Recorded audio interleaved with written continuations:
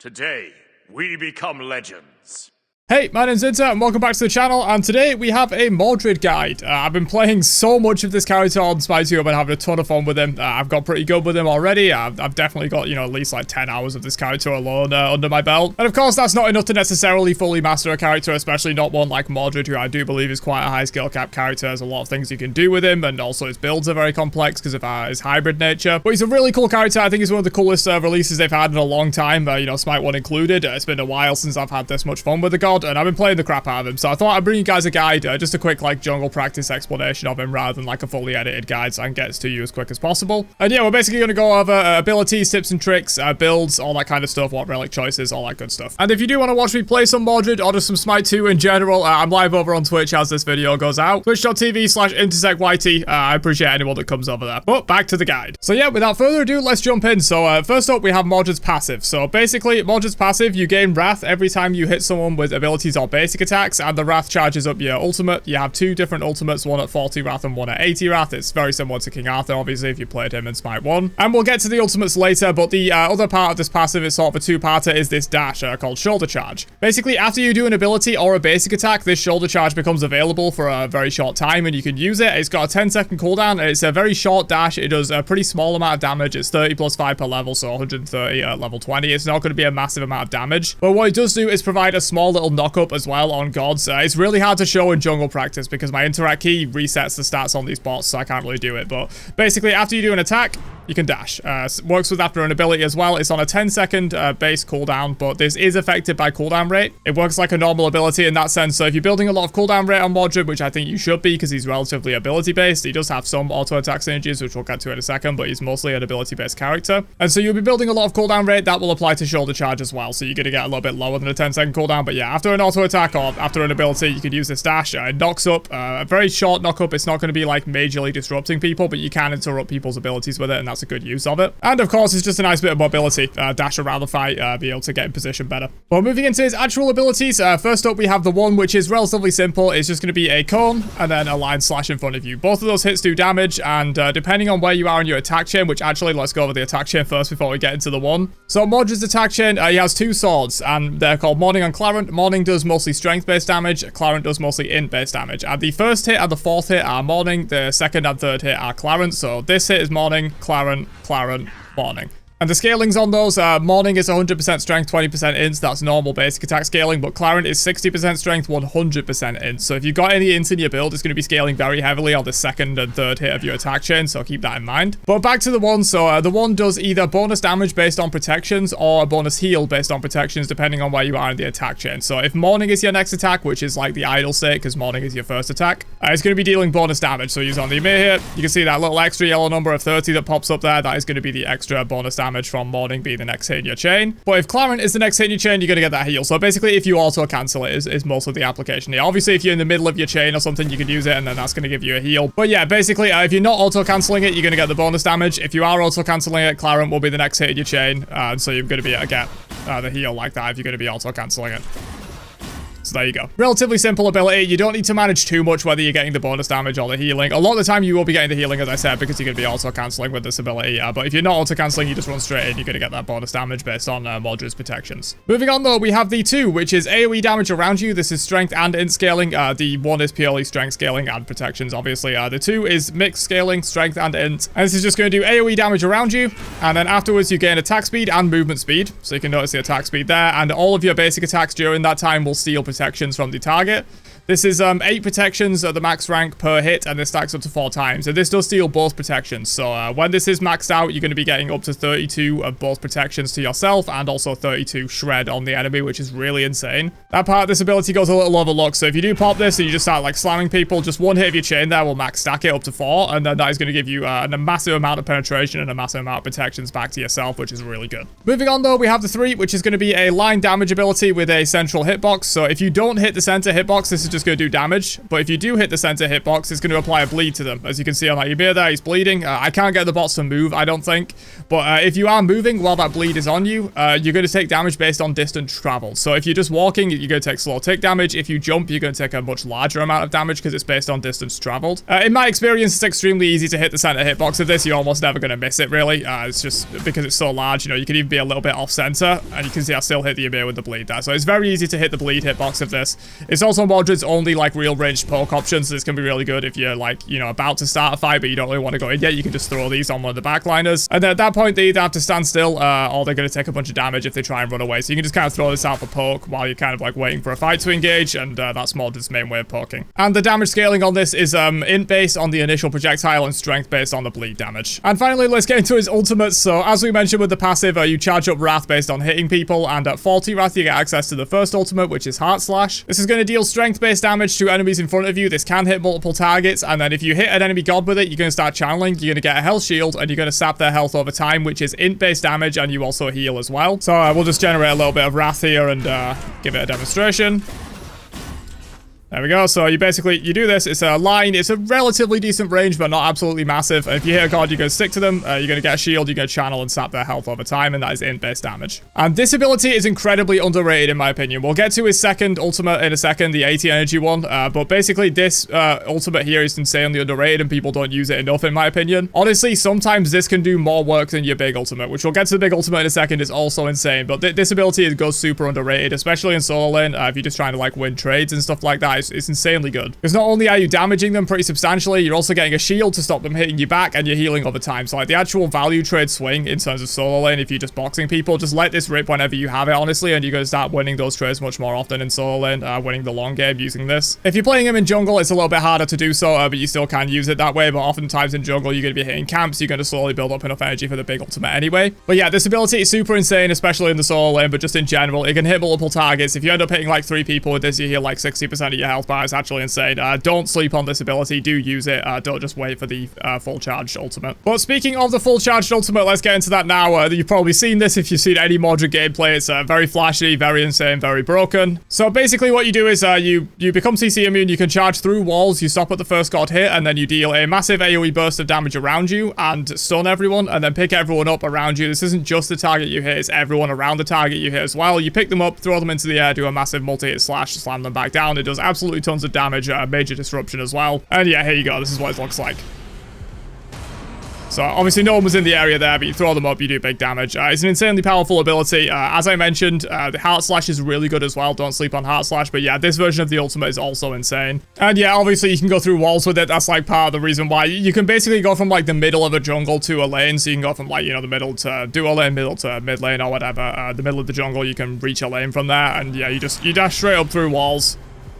Hit the first god, you bring everyone up with you. It does absolutely crap loads of damage. It's an insane ability. It's really good. And especially from jungle, this is going to be your main way of ganking people. It's also a great way to initiate the fight, especially if you can like find a fight in the jungle where the enemy don't really see you coming. They're kind of like hugging walls. You come out of that wall, just blow them all up. It's a great engager to start the fight. Especially on solo lane MORDRED, you're going to want to be starting the fight as a solo lane, so that's a great way of doing things. Or you could just get in there and like assassinate someone with this if you're playing like jungle full damage MORDRED, which does definitely work. And yeah, that's the full kit. So in terms of tips and tricks, I would say make sure you remember to use this dash. This dash is incredibly powerful. If you're not using it, you're not getting the full value out of MORDRED. Its best use, of course, is to interrupt people out of abilities. You know, you can do this in like the MORDRED mirror with this ability. As soon as you see that initial slash come out, you can do the dash on him, interrupt it. That's really good. And of course, any channeled ability that's not displacement immune, you'll be able to do this on, and it's incredibly powerful for that. You can also just use it for mobility, chasing people down, getting around the fight. Make sure you're using this. If you're building high cooldown rate, you're going to have it up very often. Yeah, use this to poke. As I mentioned when we were talking about this ability, this is a great poke. You can just kind of throw it out. The range on it is absolutely massive. It's pretty damn unmissable, and you can just like throw this out on people. If they try and move away, they're going to take a bunch of damage. Make sure you're using Heart Slash, especially in solo lane, even when it's off cooldown. Don't necessarily always wait for the full charged ultimate. This version is also incredibly powerful. You can hit multiple people with it. It roots them, it heals you a ton, it does lots of damage. It's really good. But yeah, I think that's about it in terms of MORDRED's kit. So let's move into builds, where this is a lot of where the skill of MORDRED comes from, in my opinion. He is relatively mechanically difficult because you gotta manage this dash in between everything. think you got different versions of abilities and that kind of stuff. But I feel like a lot of Mordred's difficulty does come in the building because he's hybrid in sort of 3 different ways with Mordred. He's hybrid in terms of strength and in, as you saw when we went over his abilities. He has absolutely mixed scaling within his abilities in terms of strength and int. He also has protection scaling on there. He's also hybrid in terms of he's sort of like an assassin warrior hybrid. I would call him like a light tank. I think that's how they described him. The devs described him as well. So he's sort of somewhere in between a warrior and an assassin. So, you know, if you're building him full tank, you're maybe not going to be quite as tanky as like a warrior normally would be. And if you're building him full damage, you're going to be a little bit tankier than an assassin typically would be. So he's sort of hybrid in that way. And then he's even a little bit hybrid in terms of ability and auto attack. I think he is definitely much better built like full ability base, but he does definitely have some auto attack synergy with this, giving you a bunch of attack speed and stealing prots. And of course, those middle 2 hits with Clarent, if you've got high int in your build, those are going to absolutely chunk for an attack speed build. So he definitely has some hybrid synergy there in terms of attack speed, but I would mostly go ability based on Mordred. I think that's the best way to go. So yeah, let's just jump into some builds. So in terms of relic choice, I think you go Blink Rune every time on this guy. Maybe there might be some cases where you might specifically need beads. If you're playing against like, you know, Ares, Athena, and Fenrir all on one team, you might want to go beads. But having Blink on Mordred just gives you that extra mobility. You know, you can combine it with the dash. You can like blink in and then dash at people. I can't do it at the boss. It's really annoying because I keep interacting with them to reset their health pools and stuff. But yeah, you can like blink in and then use this dash to kind of like engage and stuff like that. You just have more mobility. Blink is generally best. But moving into builds, we'll cover solo and tank Mordred first, which is where I played in the most. I do think he's probably stronger as a jungler, if I'm going to be completely honest, but he's absolutely viable and really strong in both roles. So in terms of starter and solo lane, I think you're looking at Bluestone Pendant for the most part. Axe is really good too. I think you can absolutely get away with Axe, especially if you're going for like a very high protection build, where you can get leverage out of Sundering Axe passive. But Bluestone's going to give you extra clear in the lane, extra poke, extra damage in late game team fights with the Bluestone Brooch. I think Bluestone is the way to go in terms of solo lane. First item, I am generally just going into a Shield of the Phoenix straight away. This is obviously against a physical laner. If you're against a magical laner, you'll need to shift this build up a little bit, but you're mostly going to be playing against physicals, and Shield of the Phoenix is why I would just go immediately. He has 4 damaging abilities to be able to proc this. You can just be running around. He's got relatively low cooldowns. You're going to be building high cooldown rate anyway. You can just get tons of value off of the healing out of this. He does have a little bit of built-in healing. Obviously, he has the Heart Slash. He has, if you auto-cancel this, you get the heal on that as well, but just having extra healing from Shield of the Phoenix is going to be really good for you. After that, I will usually be looking at one of 2 bruiser items, and that is Eye of the Storm and Shift the Shield. They feel kind of a similar purpose, so you can kind of go whichever one you feel is better personally. But if you have a look at the stats on these, they're both relatively similar. They're going to be giving you strength, they're going to be giving you both kind of prots, and they're going to be giving you health. And so I think these are really good. Usually, I'm leaning towards Eye of the Storm a little bit more than Shift the Shield. You can also go both if you want to. You can just buy both here, and you're going to be pretty tanky on like all fronts there, and you're also going to have a nice mix of damage. Something I also like on Mordred is Gladiator Shield. I think Gladiator Shield's really good for basically the same reason as Shield of the Phoenix. He has 4 abilities that can very easily proc Glad Shield on all your enemies. You see all those yellow numbers popping up. You're just going to get a lot of value out of that. So yeah, I do like Glad Shield on him a lot. I think that's really good. Void Shield can be nice as well if you want to amp up your damage a little bit, get some of that physical penetration. I think Void Shield can be really good. Pribwin is also something I like on him. If we can find Pribwin. Yeah, Glorious Pribwin is really good on him as well. Gives you cooldown rate. It's an active item, so you can kind of just choose whenever you want to activate it. Just get that fat shield and damage around you is also really good. Stone of Binding's not a bad option. He doesn't have massive ways to proc Stone of Binding, honestly, because it is hard CC only, but you can proc it with the dash. This knockup does count, so you can proc Stone of Binding with that, and of course both his ultimates. This one roots, and then of course the big ultimate is stone into a massive knockup, so you can get Stone of Binding value there. I think Binding is decent, and of course you can go like various tech items as well in this build. You know, if you need Spectral Armor to deal with Jingweis or whatever, or if you want Pharaoh's Curse to just deal with attack speed characters overall, you can get Amanita Charm if you're going to be grouping up with your team and healing with that. You can get anti-heal effects. You can get whatever you need really in the build. I'm just trying to give the most generic build possible that will work every game, but of course sub in items as you need them in terms of counters. I think for solo in Mordred, you can also go a little bit of damage if you want to, so you can throw in something like a Reaper if you wanted a bit of lifesteal. I'm really liking Tekko Kage. I think Tekko Kage is really good. This gives you movement speed and cooldown rate whenever you cast an ability, so you can just kind of get this. You're just going to be getting a bunch of extra movement speed combined with your 2, combined with your dash, combined with blink, combined with your ultimate that can send you flying. You can just get a lot of mobility and really be able to chase people down, maneuver around the fight super effectively with this kind of stuff. So I do like having Tekko Kage as well. Similarly, Gem of Focus is sort of like an inverse of Tekko Kage. This gives you int instead and movement speed, you know, instead of cooldown. And it's a very similar item. It does work really well with int as well, so you could build this as well if you wanted to for a little bit more int synergy. That'll give you a little bit more damage on those Clarent swings, a little bit more damage on some of your abilities that scale heavily with int. So if I'm going damage, it's generally going to be one of those 2 on solo in Mordred. It's going to be Gem of Focus or it's going to be Tekko Kage, and so you can kind of finish out the build there, or you can just go for more tank. You can go for something like a Spirit Robe to just finish out the build. And this will probably be like one of the most generic builds I could give you, this build down here. It's going to give you an absolute ton of procs. It's going to give you a lot of leverage out of Glad Shield damage and Pribwin damage. It's going to make you very tanky. You've got a little bit of strength in there from stuff like Eye of the Storm, and from Shifter Shield, and from Bluestone Brooch. You're just going to have a lot of damage, a lot of yellow numbers. This build will absolutely serve you fine in terms of solo lane Mordred. And it only has one active item as well to manage. You're just looking at your Glorious Pribwin, so whenever you're going to need that shield, you just pop the Glorious Pribwin, get a little bit of extra damage, get the shield. It's all good. But that's the solo build. Let's move into some jungle stuff. I do think he's insanely strong in jungle as well, probably stronger than he is in solo lane. In terms of starters in jungle, I do like Bumbers. Bumbers is really good because you're going to be auto attack cancelling quite a lot with Mordred. You know, you're going to be getting like auto cancels with this. This is a really good auto cancel as well.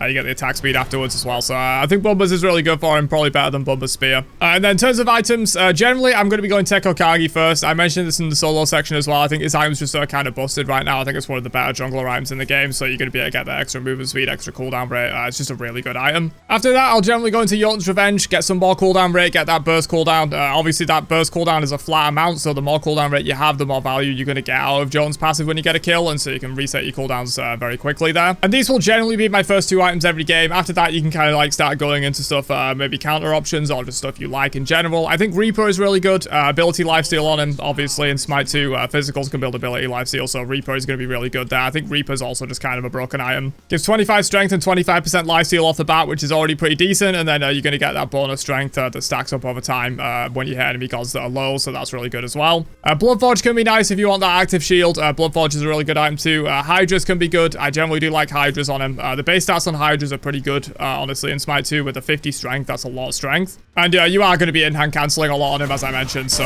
you're going to be getting a lot of value out of Hydra's passive. I think that's good too. Generally, I like Serrated Edge as well, especially if I've already got something like the Reaper. You can stack even more lifesteal on top of that, and you're going to get so much healing if you have Serrated Edge and Reaper in the same build, so I think those are really good, like, combined together, but Serrated is just generally really good anyway.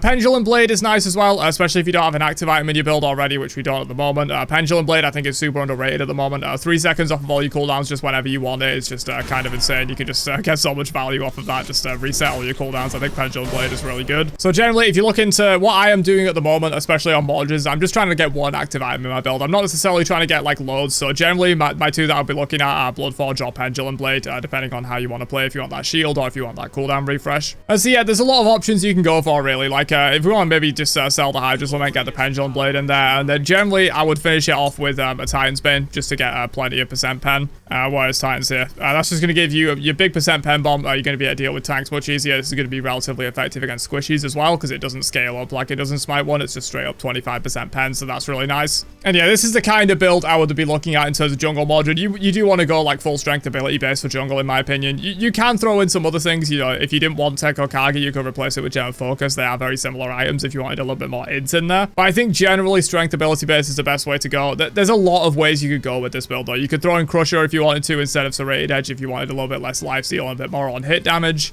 Swan Spear is really good as well because that gives you flat pen. I think this item's super good. Heartseeker obviously really good as well. There's a lot of ways you could go with this. There's tons of items you could throw into the build. But if you just want a generic build that you can try and get started with on Mordred, I would recommend this as like the most generic build. But obviously, you know, throw in anti-heal in there, throw in anti-tank if you need it with like Heartseeker. There's tons of ways you can go. Because as I said, Mordred's builds are incredibly versatile. He's probably the most versatile god in the game in terms of being able to build almost any item and kind of make it work. But yeah, there you go. That is my full Mordred guide in terms of builds, in terms of how to use his abilities, tips and tricks, all that kind of stuff. If you have any questions, definitely leave them down below and I'll answer them for you. I've got a pretty good handling on how to play this guy now, and I've got some gameplays up on the second channel as well already of Mordred if you want to check that out. Kind of watch me play and figure out the god that way rather than this guide or in addition to this guide. But yeah, if you have any questions, let me know down below. I'll answer them and I'll catch you guys for another guide probably tomorrow on the channel. Have a great day and peace out, you nerds.